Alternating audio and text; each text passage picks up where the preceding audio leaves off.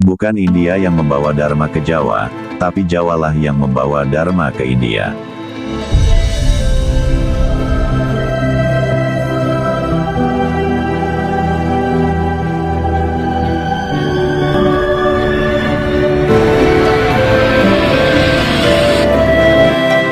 Dharma sudah berkembang di Jawa selama ribuan tahun sebelum Dharma berkembang di India.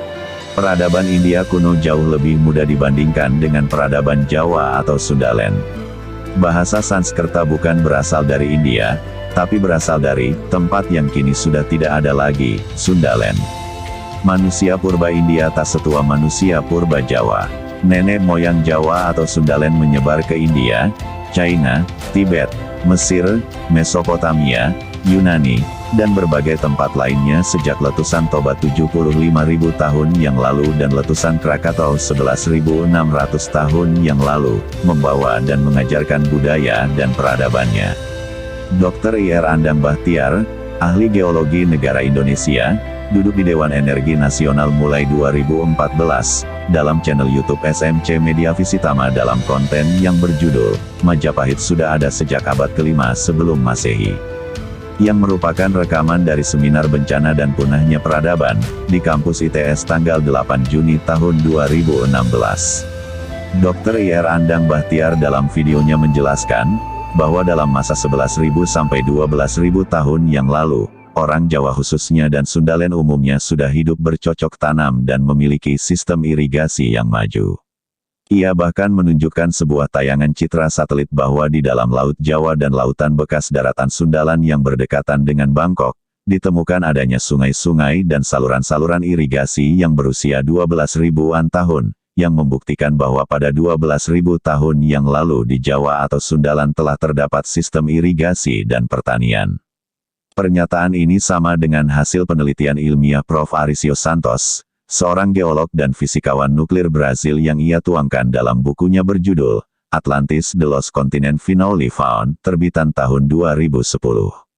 Dani Irwanto, seorang insinyur sipil hidro, dan lebih dikenal sebagai perencana dan ahli dalam hidrologi, struktur hidrolik, bendungan dan pusat listrik tenaga air, yang telah melakukan riset mendalam tentang topografi, geologi, klimatologi, oseanografi, dan lain-lainnya, dalam bukunya, Atlantis, Kota yang Hilang Ada di Laut Jawa, halaman 79, menyatakan sebagai berikut. Stephen Oppenheimer, 1998, menempatkan asal penutur bahasa Austronesia di Sundalandia dan daerah-daerah yang berada di atas permukaan laut sekarang. Penelitian genetis yang dilaporkan pada tahun 2008 menunjukkan bahwa pulau-pulau yang merupakan sisa-sisa Sundalandia kemungkinan besar dihuni sedini 50.000 tahun lalu, bertentangan dengan hipotesis sebelumnya, oleh Bellwood dan Dizon, 2005, bahwa daerah tersebut dihuni paling lambat 10.000 tahun lalu dari Taiwan. Berdasarkan penelitian ilmiahnya, Dr. Ir Andang Bachtiar membuktikan bahwa 11.000 sampai 12.000 tahun yang lalu, di seluruh dunia ini, satu-satunya tempat yang paling sejuk dan memungkinkan untuk berkembangnya peradaban hanyalah di Sundaland, daratan kesatuan dari Jawa plus Sumatera plus Kalimantan plus pulau-pulau kecil Nusantara yang mempersatukan Nusantara dengan Asia Tenggara. Karena di tempat lain selain Sundaland pada saat itu hampir semua kawasan di permukaan bumi semuanya masih tertutup es. Karena pada saat itu merupakan zaman es dan sebaliknya di kawasan lain kering kerontang karena sama sekali tidak ada hujan. Ini juga sama dengan penemuan Prof. Arisio Santos, seorang geolog dan fisikawan nuklir Brasil. Akan tetapi, kemudian karena naiknya permukaan air laut, hingga mencapai sekitar 130 meter. Akibat meletusnya gunung berapi super di Nusantara, yang terakhir adalah Krakatau yang meletus 11.600 tahun yang lalu, dan sebelumnya adalah letusan Toba 75.000 tahun yang lalu, dan akibat melelehnya es di belahan benua yang lain pada sekitar 11.600 tahun yang lalu, menyebabkan daratan Sundaland kemudian tenggelam dan memisahkan Nusantara dengan Asia Tenggara. Dan itulah yang menyebabkan nenek moyang Nusantara yang masih bisa menyelamatkan diri akhirnya menyebar ke berbagai belahan bumi. Sebuah kebetulan yang sangat aneh dan menarik adalah, Plato pun pernah menyatakan pada masa sekitar 11.600 tahun yang silam, Atlantis tempat asal muasal nenek moyang dan induk semua peradaban di dunia, tenggelam di telan samudera. Dharma sudah berkembang di Jawa selama ribuan tahun, sebelum Dharma berkembang di India. Sebelum di India mengenal Dharma, Jawa sudah ada Dharmaisme, faham dan filsafat Dharma. Dani Irwanto, dalam bukunya, Atlantis, Kota yang Hilang Ada di Laut Jawa, *halaman 159, menyatakan sebagai berikut, Hyang atau dipersonifikasikan sebagai Sang Hyang, Kawi, Jawa, Sunda, dan Bali, adalah sebuah entitas spiritual yang tak terlihat dan memiliki kekuatan supranatural dalam mitologi Nusantara kuno. Entitas spiritual ini adalah para leluhur atau yang kemudian berkembang menjadi para dewa. Dalam istilah Nusantara modern, Hyang adalah sebutan untuk para dewa, dewata atau Tuhan, yang banyak terkait dengan ajaran Dharmisme di Indonesia yang berkembang di Jawa dan Bali kuno selama ribuan tahun. Namun istilah ini sebenarnya memiliki asal-usul yang lebih tua, memiliki akarnya dalam adat animisme dan dinamisme yang merupakan kepercayaan masyarakat penutur Austronesia yang mendiami Kepulauan Nusantara. Konsep pemujaan leluhur ini adalah asli dan dikembangkan oleh pribumi di Nusantara dan dianggap tidak berasal dari agama-agama Dharma di India. Sebelum mengadopsi agama Dharma, Buddha, dan Islam, penduduk asli Nusantara percaya kepada entitas spiritual yang kuat namun tak terlihat dan bisa bersifat baik maupun jahat. Mereka juga percaya bahwa nenek moyang mereka atau leluhur mereka tidak pergi atau hilang sepenuhnya. Roh leluhur dapat memperoleh kekuatan spiritual seperti dewa dan masih terlibat dalam urusan duniawi keturunan mereka. Itulah mengapa pemujaan untuk menghormati leluhur merupakan elemen penting dalam sistem kepercayaan kelompok suku pribumi, seperti Nias, Dayak, Batak, Toraja, Papua dan banyak kelompok suku lainnya di Nusantara. Petik 2. Dalam kosmologi konsep Hyang, alam semesta ini dibagi menjadi 3 bagian, alam atas, atau surga, alam tengah atau kehidupan, dan alam bawah atau gaib.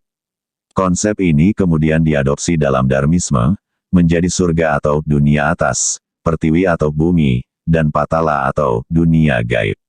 Konsep Hyang menganut kepercayaan satu dewa tertinggi yang menguasai alam semesta, namanya dapat bervariasi untuk setiap daerah.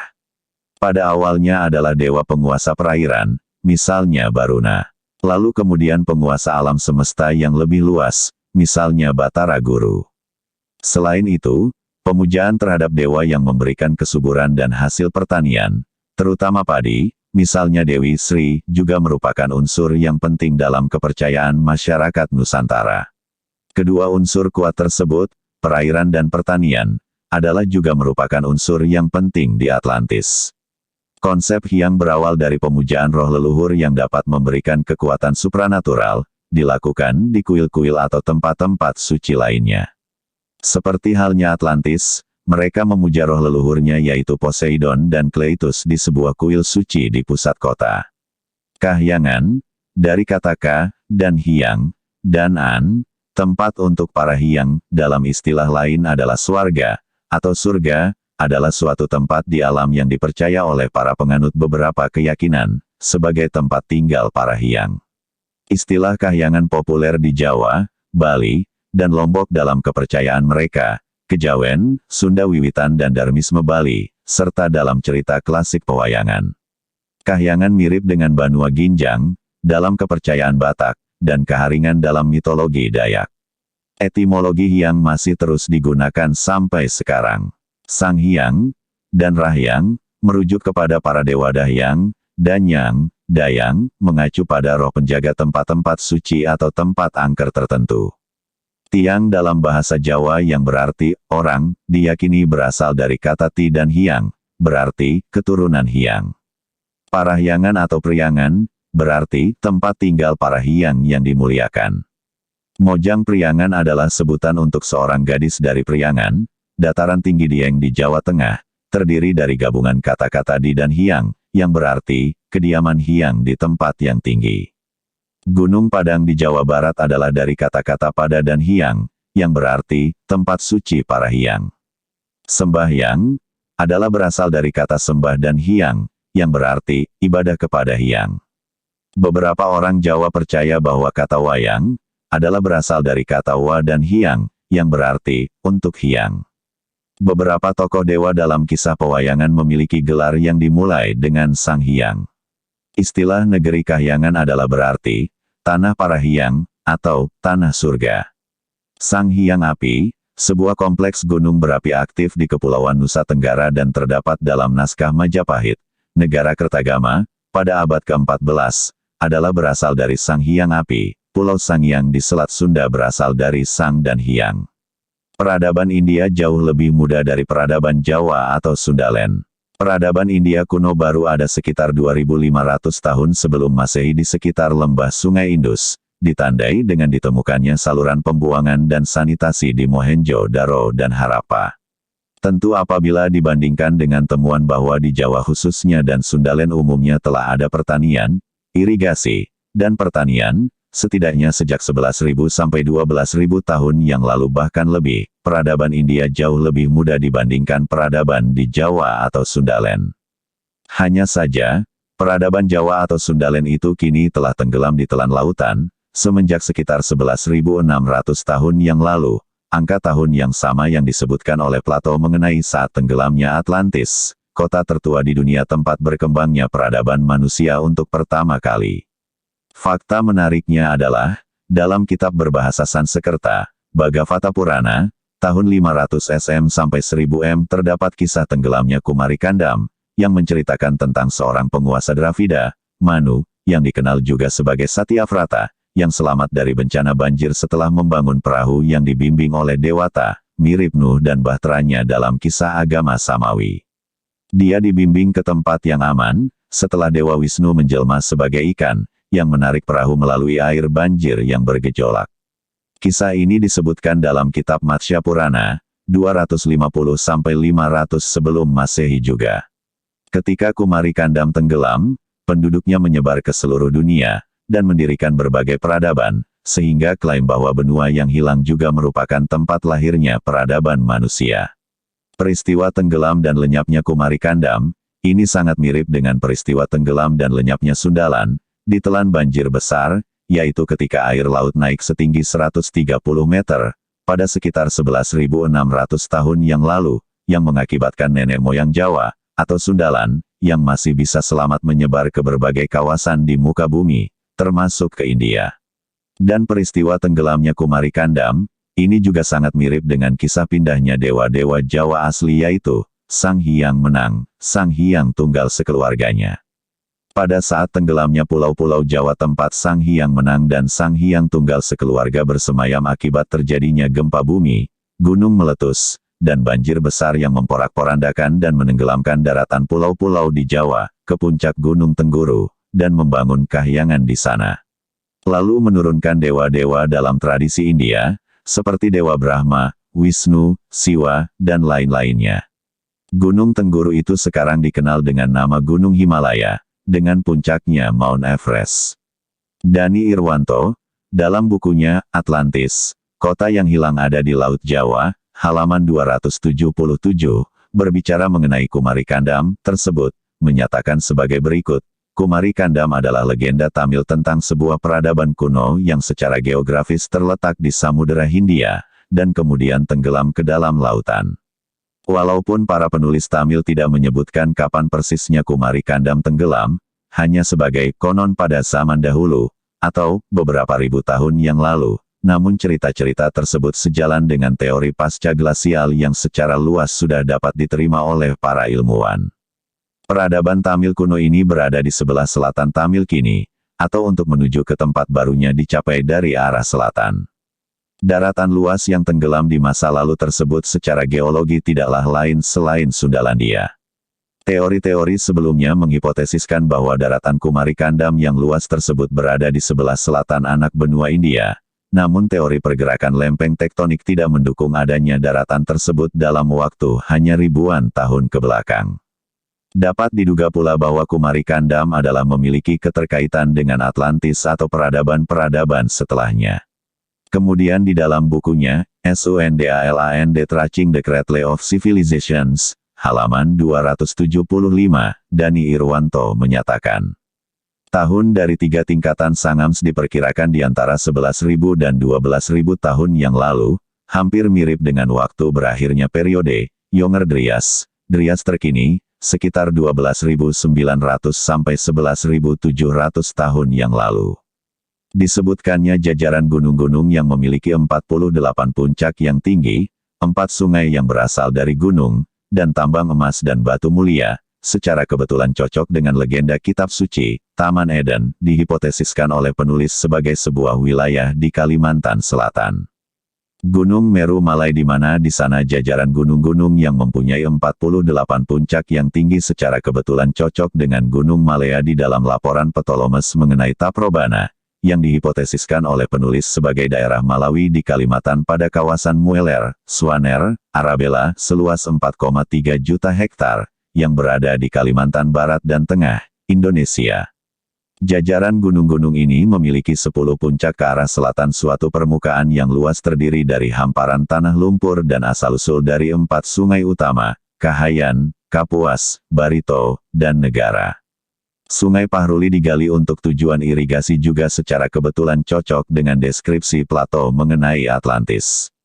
Bahasa Sanskerta bukan berasal dari India, tapi berasal dari tempat yang kini sudah tidak ada lagi, Sundaland. Fakta menarik lainnya adalah bahwa bahasa Sanskerta bukan berasal dari India. Ini merupakan pernyataan seorang Eropa peneliti bahasa Sanskerta, Sir William Jones. Penelitian bahasa Sanskerta oleh bangsa Eropa dimulai oleh Heinrich Roth, tahun 1620 sampai tahun 1668, dan Johann Ernst Hengsleden, tahun 1681 sampai tahun 1731, dan dilanjutkan dengan proposal rumpun bahasa Indo-Eropa oleh Sir William Jones. Hal ini memainkan peranan penting pada perkembangan ilmu perbandingan bahasa di dunia barat. Sir William Jones, pada kesempatan berceramah kepada Asiatic Society of Bengal di Kalkuta, tanggal 2 Februari tahun 1786, berkata, bahasa Sanskerta, bagaimanapun kekunoannya, memiliki struktur yang menakjubkan, lebih sempurna daripada bahasa Yunani, lebih luas daripada bahasa Latin, dan lebih halus dan berbudaya daripada keduanya, tetapi memiliki keterkaitan yang lebih erat pada keduanya, baik dalam bentuk akar kata-kata kerja, maupun bentuk tata bahasa, yang tak mungkin terjadi hanya secara kebetulan. Sangat eratlah keterkaitan ini sehingga tak ada seorang ahli bahasa yang bisa meneliti ketiganya, tanpa percaya bahwa mereka muncul dari sumber yang sama, yang kemungkinan sudah tidak ada. Pernyataan Sir William Jones yang menyatakan bahwa tempat-tempat munculnya bahasa Sanskerta, dan bahasa Latin dan Yunani, itu kini kemungkinan sudah tidak ada dengan jelas secara eksplisit, dan implisit menyatakan bahwa bahasa Sanskerta bukanlah berasal dari India, tempat di mana saat itu ia berkata demikian. Lalu dari manakah bahasa Sanskerta berasal? Apakah berasal dari Jerman sebagaimana klaim Nazi, Hitler yang menyatakan bahwa bangsa Arya adalah ras unggulan yang berasal dari Jerman yang menurunkan orang-orang India serta budaya bahasa dan agama di India? Tidak. Kalau berasal dari Jerman, para peneliti bahasa Sanskerta pasti sudah dengan tegas menyatakan itu. Pada kenyataannya bahkan Sir William Jones, pada kesempatan berceramah kepada Asiatic Society of Bengal di Kalkuta, tanggal 2 Februari tahun 1786, menyatakan, tempat sumber munculnya bahasa Sanskerta, dan bahasa Yunani dan Latin kemungkinan sudah tidak ada, itu jelas dan tegas, berarti bukan berasal dari Jerman, bukan pula berasal dari India. Lalu dari mana? Pada abad ke-19, diyakini bahwa orang, ras Arya, sering digunakan untuk merujuk bangsa Proto-Indo-Eropa, tetapi teori tersebut kini ditinggalkan. Sarjana kelak hanya dapat menunjukkan bahwa Arya berkait dengan agama, budaya, dan bahasa, bukan ras. Pada awalnya, istilah ini bermula dari misinterpretasi Rigveda oleh sarjana Barat pada abad ke-19. Kala itu, kata Arya diadopsi sebagai ras melalui karya-karya Arthur de Gobineau, yang ideologinya berdasarkan pada orang berambut pirang Eropa Utara, disebut sebagai Arya, yang bermigrasi ke seluruh dunia dan mendirikan peradaban besar, sebelum terjadinya percampuran ras dengan populasi lokal. Melalui karya-karya Houston Stuart Chamberlain, ide-ide Gobineau kemudian mempengaruhi ideologi rasial Nazi, yang menganggap bangsa Arya sebagai ras unggul. Sekarang di abad ke-21 pemahaman itu sudah ditinggalkan. Di abad ke-21 ini, Arya sekarang dipahami sebagai merujuk kepada hal-hal, agama, bahasa, dan budaya, bukan ras. Jadi sekarang jelas, bahwa Arya bukan menunjuk ras, tapi agama, budaya, dan bahasa. Asteris pertanyaan yang harus dijawab. Kalau Jerman merupakan asal bangsa Arya, asal ajaran Dharma, mengapa tidak ada jejak-jejak ajaran Dharma original di Jerman? Mengapa jejak-jejak ajaran Dharma original justru adanya di Jawa? Kalau Jerman benar asal dari Arya, mengapa Jerman tidak mempunyai kosakata swastika yang merupakan lambang suci kaum Arya, tapi kosakata Jerman yang dipunya untuk menyebut swastika adalah Hakenkreuz. Sementara itu, Jawa dalam bahasanya justru memiliki kosakata swastika. Kalau Jerman asal bahasa Sanskerta, mengapa aksara dan bahasa Sanskerta lebih mirip dengan aksara dan bahasa Jawa kuno maupun aksara dan bahasa Jawa yang sekarang ini, ketimbang dengan aksara dan bahasa Jerman? Karena sebagian besar daratan Jawa atau Sundalen yang menjadi pusat peradaban Jawa atau Sundalan, telah tenggelam pada sekitar 11.600 tahun yang lalu, maka memang akan sulit untuk menemukan bukti tertulis, bahwa bahasa Sanskerta berasal dari daratan Jawa atau Sundalen, yang tenggelam 11.600 tahun yang lalu tersebut. Jangankan bukti tertulis, budaya, agama, dan bahasa Jawa atau Sundalen, yang sudah tenggelam belasan ribu tahun yang lampau, bahkan selembar dokumen legal seperti ijazah kuliah sarjana seseorang di masa kini pun apabila telah lenyap atau rusak tertelan banjir sudah tak ada jejaknya lagi dan tak dapat dijadikan bukti lagi. Akan tetapi, walaupun bukti-bukti tertulis di Jawa atau Sundalen sudah lenyap, fakta dan kenyataannya ajaran-ajaran Dharma original serta bahasa dan aksara Jawa yang mirip dengan bahasa dan aksara Sanskerta itu nyata ada dan hidup di Jawa sampai sekarang. Dharma yang dimaksudkan di sini bukan agama Hindu, bukan agama Buddha, bukan agama Jainisme, apalagi agama Islam maupun Kristen dan Yahudi, akan tetapi ajaran-ajaran spiritual yang mengajarkan menuju pada pencerahan dan kesempurnaan. Aturan-aturan moralitas, dan kewajiban-kewajiban manusia terhadap sesama manusia, terhadap semua makhluk dan alam semesta seisinya, dan kepada Tuhan Yang Maha Esa itu nyata ada, dan hidup dihayati oleh orang-orang Jawa atau Sundalan sampai sekarang, dan unik serta khas Jawa Sundalen yang tidak persis sama dengan agama Hindu dan Buddha, namun menunjukkan terasa memiliki kesamaan atau kemiripan, walaupun ada perbedaan di sana-sini. Ajaran Dharma original Jawa tersebut misalkan saja di antaranya. 1. Dalam Buddha Dharma 500 SM maupun Hinduisme, yang baru lahir abad ke-19, yang memiliki akar Brahmanisme dan agama-agama lokal serta tradisi-tradisi India kuno mengenal yang namanya Pancahanda atau Panca Mahabhuta. Dalam ajaran Jawa, sejak sebelum kedatangan Hindu dan Buddha ke Nusantara, sudah dikenal yang namanya sedulur papat kalima pancer, Marmarti Kakang Kawa Adi Ari-Ari Geti Puser, yang memiliki kemiripan pada penjelasan 4 anasir unsur pembentuk tubuh, rupa, dan 1 unsur lainnya adalah kesadaran. 2. Dalam Buddha Dhamma tujuan akhirnya adalah Nibbana atau Nirvana, Hinduisme tujuan akhirnya adalah Moksa. Dalam ajaran Jawa sejak sebelum datangnya Hindu dan Buddha ke Nusantara, tujuan akhirnya adalah Manunggaling Kawula Gusti, Bali marang Sangkan Paraning Dumadi, Jumbuhing Jagat Cilik lan Jagat Gede, Bali marang Kasi dan Jati, Merdiko Soko Kamardikan. 3. Dalam Buddha Dhamma dan Hinduisme diajarkan karma pala, atau hukum karma dalam ajaran Jawa sejak sebelum kedatangan Hindu dan Buddha di Nusantara, telah diajarkan ajaran Ngunduh Wohing Pakarti. 4. Dalam Buddha Dhamma dan Hinduisme diajarkan adanya upawasa, menahan lapar, haus, kantuk, dan menghindari hubungan seks. Dalam ajaran Jawa sudah sejak sebelum zaman kedatangan Hindu dan Buddha di Nusantara, juga sudah diajarkan laku ngurang-ngurangi, mutih, ngebleng, ngerowot, ngelowong, pati geni, dan lain-lain. 5. Dalam Buddha Dhamma diajarkan samadhi, dan dalam Hinduisme diajarkan yoga. Dalam ajaran Jawa sejak zaman sebelum kedatangan Hindu dan Buddha di Nusantara, juga telah diajarkan ajaran semedi. 6. Dalam Buddha Dhamma dan Hinduisme diajarkan sepatutnya menghormati para dewa. Dalam ajaran Jawa sejak zaman sebelum kedatangan Hindu dan Buddha di Nusantara, juga sudah diajarkan demikian sejak ribuan tahun yang lalu, meskipun berbeda dalam hal dewa yang dihormati masing-masing. Di Jawa, dewa itu sebutannya adalah Hyang, kosakata khas Kawi atau Jawa kuno dan tidak ada dalam bahasa India atau Sanskerta atau Pali. 7. Dalam Buddha Dhamma dan Hinduisme diajarkan menghormati orang tua dan leluhur. Dalam ajaran Jawa sudah sejak zaman sebelum kedatangan Hindu dan Buddha juga sudah diajarkan hal yang sama. 8. Dalam Buddha Dhamma dan Hinduisme dikenal kosmologi tiga alam, alam atas swarga, alam dunia manusia, mayapada, alam bawah, alam penderitaan.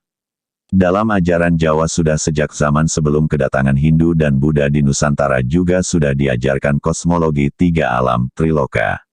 Bahkan lebih luas lagi karena di samping terdapat triloka, makrokosmos, seperti yang dikenal dalam Buddha Dhamma dan Hinduisme, selain itu juga dikenal triloka mikrokosmos, yaitu yang ada dalam diri manusia sendiri yaitu, guru loka, alam budi indraloka, alam ati, janaloka, alam rasa atau alam wadak. 9. Dalam Buddha Dhamma diajarkan adanya, punabhava, tumimbal lahir, di Hindu diajarkan, punarbawa, reinkarnasi, di dalam ajaran Jawa jauh sebelum kedatangan Hindu dan Buddha di Nusantara juga sudah diajarkan adanya, panitisan, bahwa roh seseorang sesungguhnya tidak pernah benar-benar mati, dan terlahir kembali sesuai timbunan pakartinya masing-masing semasa hidupnya. 10. Dan lain-lainnya. Manusia purba India tak setua manusia purba Jawa. Umur manusia purba India tertua yang ditemukan adalah hanya sekitar 202.000 tahun sebelum Masehi. Yaitu temuan Homo sapiens kuno, sebuah tengkorak yang struktur tengkoraknya tidak cocok dengan Homo erectus yang ditemukan di tengah lembah Narmada, Madhya Pradesh, India, yang kini disebut sebagai manusia Narmada, adalah penemuan tengkorak hominid pertama yang terkonfirmasi berasal dari periode akhir zaman Pleistosen Tengah, sekitar 200.000 BP, atau 202.000 SM. Sementara itu, fosil manusia purba Jawa, yang berhasil ditemukan saat ini adalah berusia 1,9 juta tahun, jauh lebih tua dari fosil manusia purba India yang saat ini ditemukan. Adalah Laboratorium Biopaleoantropologi FKKMKUGM yang mengoleksi spesimen fosil manusia purba tertua di Indonesia. Fosil temuan di situs Wringin Anom, Gresik, Jawa Timur, ini juga diklaim sebagai spesimen fosil manusia purba tertua di luar benua Afrika. Usianya diperkirakan 1,9 juta tahun. Fosil ini berupa atap tengkorak tanpa wajah bawah seorang anak berusia sekitar 2-6 tahun. Umur kepurbaannya termasuk tertua di luar Afrika, yakni 1,9 juta tahun.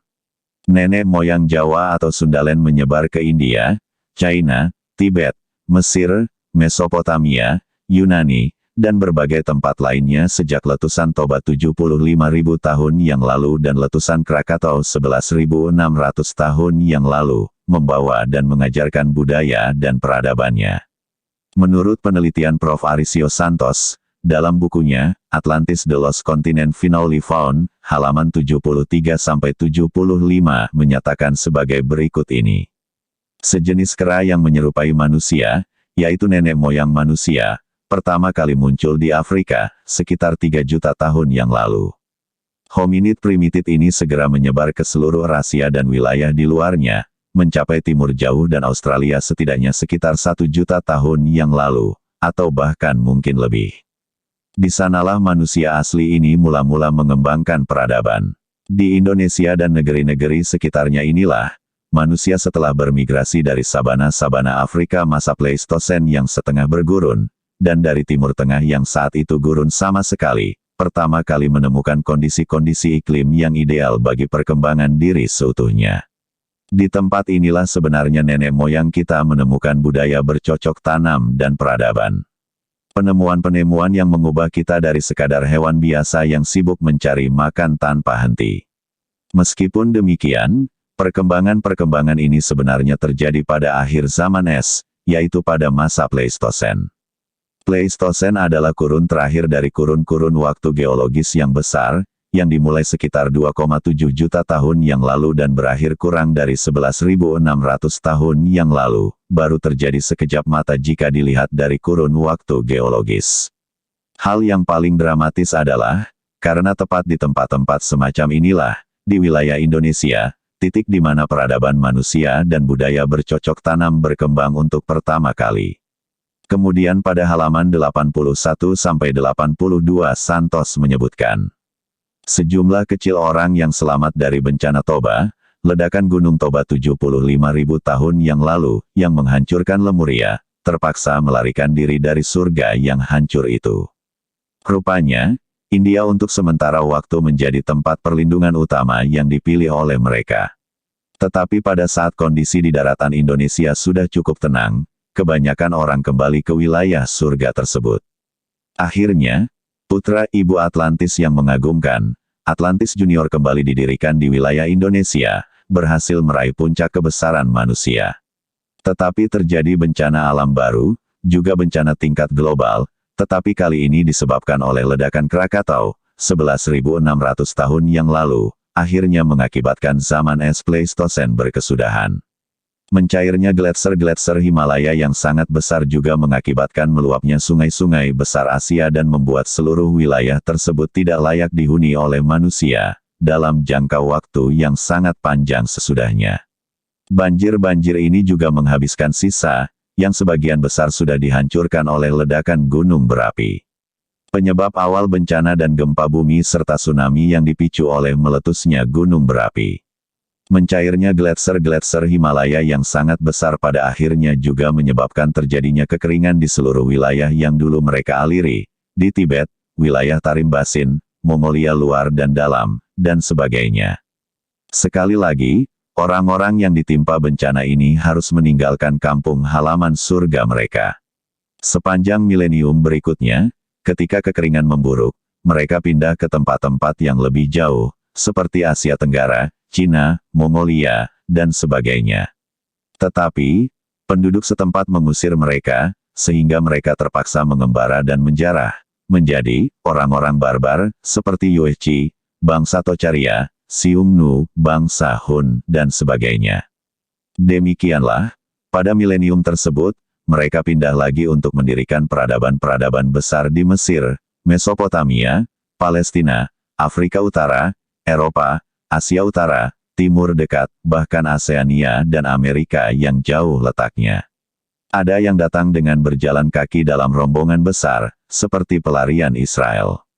Yang lainnya datang dengan menggunakan kapal, seperti Nuh dalam bahteranya atau Aeneas dan rombongannya, untuk mendirikan peradaban-peradaban besar dunia kuno.